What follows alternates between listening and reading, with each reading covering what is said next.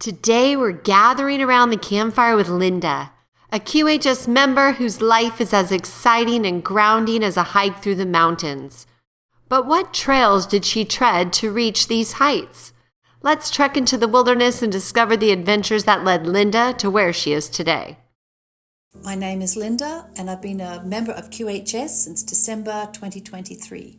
Although I feel very fortunate that I'm not currently experiencing any overt major health issues, my baseline bioscan results with Darlene did show that I have major inflammation throughout my body. The level of the inflammation did come as a bit of a shock because I consider that I eat a relatively clean diet and lead quite a healthy lifestyle. One of the major challenges that I've had most of my life that may be contributing to the inflammation is my dental health. I currently have 5 root canals, 2 implants and a few amalgams, the meridians of which lead mostly to my gut. I also have chronic digestive issues, so that would make sense.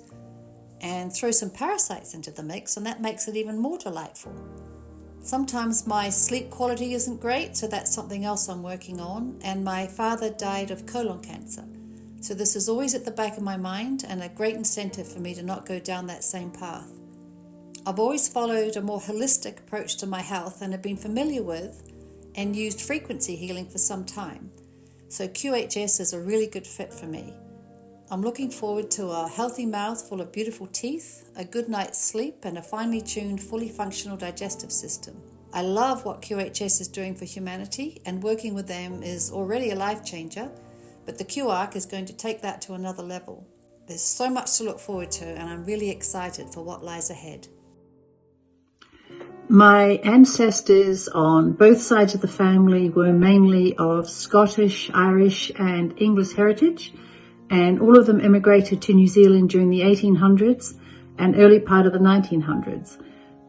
Most acquired farmland being offered at that time and worked hard to both farm the land and help create the wonderful community I was lucky enough to grow up in. Some of the family were also general merchants and established one of New Zealand's largest department stores of the day, and others were involved in the colonial infrastructure, involved in things like building the railway, and ended up having a town named after them. The family homestead back then was the centre for a lot of the social activities that went on in the area, and also where all the babies in the family were born. My father was born there, but that stopped during my generation. The homestead is still in the family today, which is quite amazing. I was born in rural New Zealand, the elder of fraternal twins, in the latter part of the 50s, and grew up during the 60s and early 70s on a 1,000-acre hill country sheep and cattle farm in what was considered the middle of nowhere at that time. We primarily lived off the land and mostly grew all our own food, and I have great memories of my mother and aunts sitting around our farm table counting all the produce.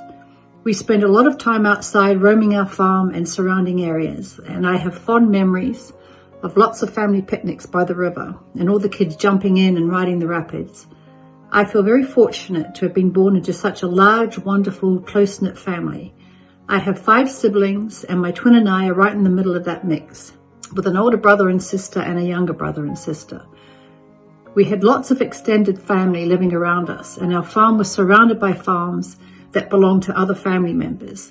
My grandparents and extended family were very much a part of our lives, and along with my parents were all very involved in the community. My parents and grandparents were extremely hardworking, generous and loving, and were role models for how I have tried to live my life. Because both my family and the rural community I grew up in was very close-knit, I always felt very supported as a child.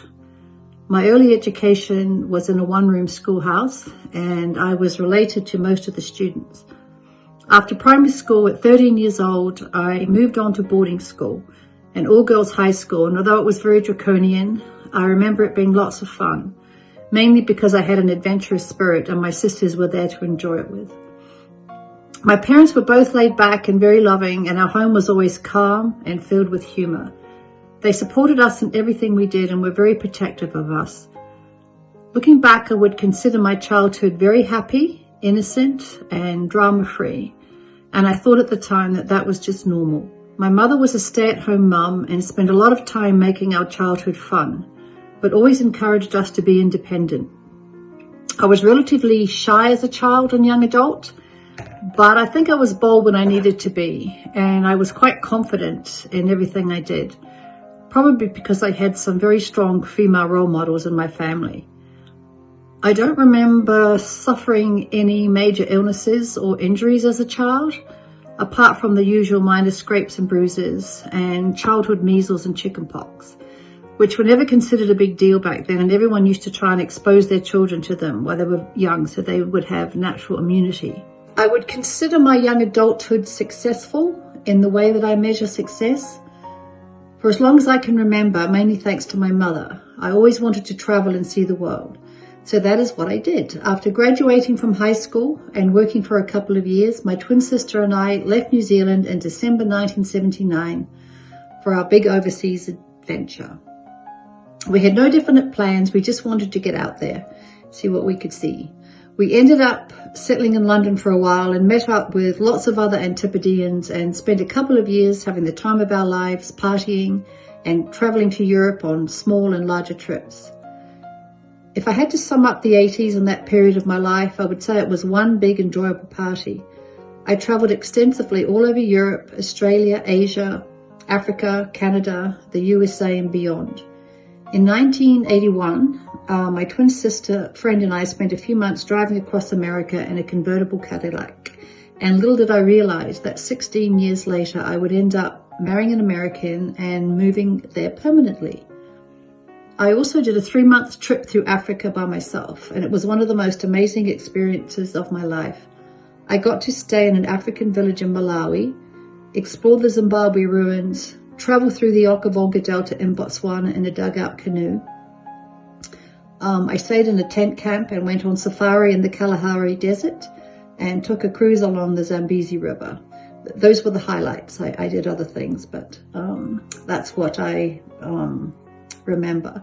Quite a life-changing trip on many levels. During this time in London, I started working on large projects in the procurement department of mainly American oil and engineering companies.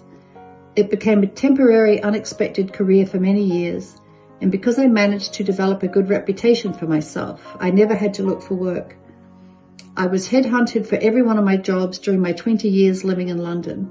I was lucky enough to have jobs that included travel to Denmark, Italy and France, and I spent a year working in Kuala Lumpur, Malaysia. And while there, I also got to spend a lot of time in Singapore and Thailand. Getting married and having children was never really a goal of mine, mostly due to having a mother that encouraged her daughters to be independent and get out and see the world. But in 1996, while working in Becktown in London, I met the love of my life. He was an American working for our client, and the day I met him, he was wearing cowboy boots and listening to Jimmy Buffett in his office. So that piqued my interest and in the end sealed the deal. He was perfect for me, and being a cowboy didn't hurt either. About 10 months later, we had a fairy tale wedding in a 12th century manor in the Cotswolds in the UK, and we've been happily married ever since. Our first few years of marriage were spent living in different parts of the world. And during that time, I got to live in Saudi Arabia and experience life in the Middle East, which was often a bit of an eye-opener. Just before I met my husband, I had decided that I wanted a career change. So while working full-time at Bechtel, I enrolled in a holistic nutrition course at the Institute of Optimum Nutrition in London.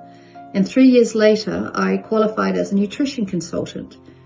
The school that I went to was very involved with the Institute of Functional Medicine in America.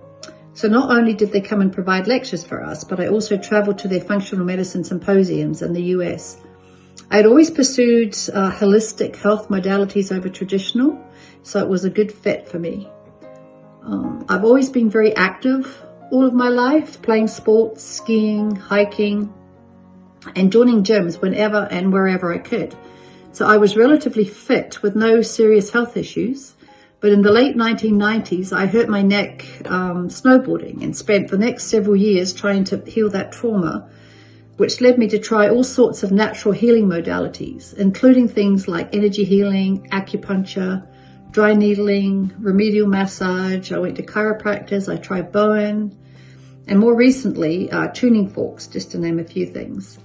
Ultimately, that injury also affected both my shoulders as well, but it all stemmed from my neck. I now have a permanently crooked vertebrae at the top of my neck, so I'm looking forward to rectifying that. Quite by chance, during a particularly painful period while I was somewhat immobile and unable to move my neck, I came across a new form of acupuncture called vibropuncture. It was developed by the practitioner that I ended up seeing. And vibropuncture is a non-contact medium that works to harmonize the acupuncture points, channels, and the resonant frequencies in the biofield around your body. I still remember my first appointment when I was in so much pain I could barely move. And he placed some tiny gold rods and crystals near the back of my neck, and almost immediately I felt the pain slowly dissipate until it was nearly completely gone. I went back a few more times, but to this day the pain has never really come back, not at that level anyway. It was my first experience with frequency healing, although I didn't really realize that's what it was at the time. During our first few years of marriage, while we were moving around to various locations in the world, I would come back to America and spend a lot of time in our permanent home on San Juan Island in Washington State. I lived there part-time for about 10 years and joined my husband whenever I could, sometimes meeting up in wonderful locations in London, Italy, France, and Switzerland. I had a sister living in Switzerland at that time, so I spent a lot of time there over the years. It was fun, but we were longing to put down permanent roots. So eventually, in 2011, we ended our nomadic life and ended up buying property near a ski town in the mountains of western Montana and built a little log cabin in the woods that I helped design. And this is where we currently reside with our 2 horses, Pete and Zoa. Both my husband and I have always loved the American West. I loved Westerns as a child, and we absolutely love our way of life and the Western culture. One of my passions is thrifting and finding old vintage Americana and restoring them. I did vintage markets for many years, and I love taking something old and breathing new life into it. It's kind of like a metaphor for the QArc. My husband and I are on the board and trustees for the Montana Cowboy Hall of Fame, and every year we get to nominate new potential inductees to honor and preserve both the cowboy way of life and the American Indian cultures. I love that I'm playing a part in preserving history and helping to shape the future, because although I love everything vintage, I'm still looking forward to my bold new Star Trek future and love the juxtaposition of these 2 passions of mine. In 2018, I decided I wanted to start working in the natural health arena again, so decided to go back to school and qualify as a holistic health coach. I enrolled in a course with the Cressa Institute, which mainly focused on an ancestral health approach, highlighting the health benefits of eating paleo, keto, and carnivore, etc. It was a mind-body-soul program, very similar in some ways to the key training with QHS, but more of an expanded version with ancestral health and functional nutrition thrown in. When I was just about to graduate, my mother passed away and I lost my will to finish the course. But despite that, I really benefited personally from doing it, so I didn't have any regrets. A few months later, COVID hit and everything changed. Going to the gym, yoga, and meditation classes abruptly stopped. So like many other people during that time, I started researching, going down rabbit holes, and really looking at everything through a new set of eyes. My research eventually led me to Alex Collier and his webinars, and that is how I found out about QHS. I've known about frequency healing for some time, and as well as vibropuncture and tuning forks, I have used various Rife machines over the years, and more recently, the Spooky 2 for parasites. I'm really looking forward to my do-over. I feel like my mind and soul have never really aged past 30. So now I'm giving my body an opportunity to come to the party. I used to joke with my husband that I'm glad we met when we did, because I probably would have been too wild and alternative for him in my youth. So now he'll get to experience that younger version of me, minus the wild part, hopefully. Things I'm looking forward to having addressed are my dental health and parasites that are both probably contributing to the inflammation and chronic digestive issues that I currently have.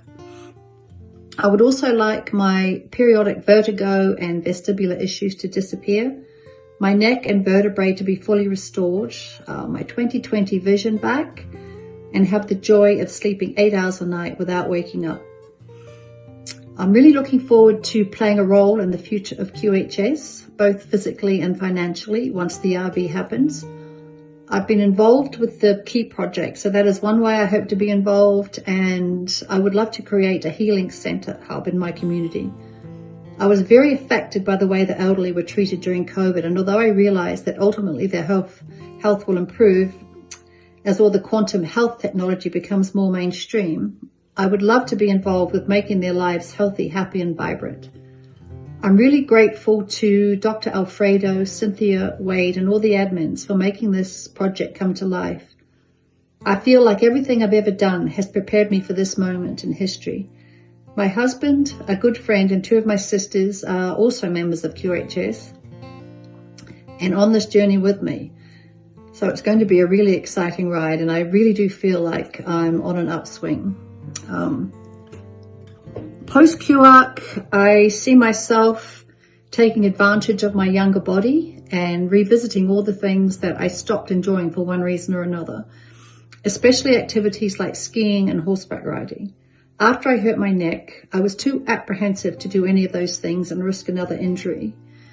I live in a ski town and I currently don't ski, so that will be a life changer. I would also like to travel some more and ultimately have a hands-on role with QHS, both with Key and creating a community hub in northwestern Montana. So that is my story. Thank you. Join us on the Prequel, where every story matters and every voice is heard. Because here at QHS, we're all about healing, learning, and growing together.